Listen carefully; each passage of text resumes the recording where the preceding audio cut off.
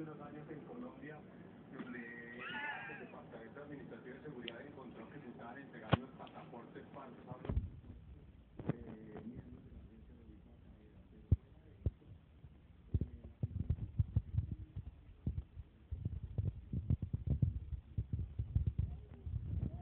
que debe operar en un país islámico o en un país árabe.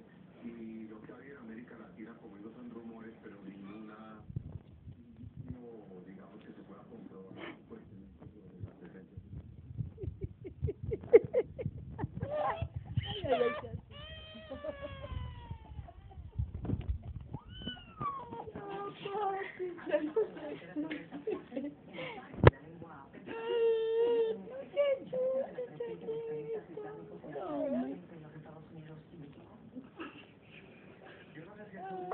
Se asustó. No hay duda de que la presencia iraní en América Latina se ha incrementado sustancialmente. No se asuste, Chelita.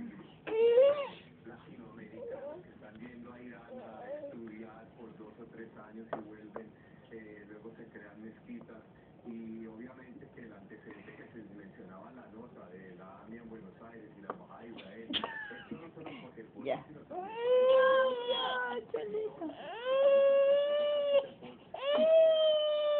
que podría estar habiendo algún tipo de actividad iraní en todo el continente que puede estar orientada hacia actividades ilegales.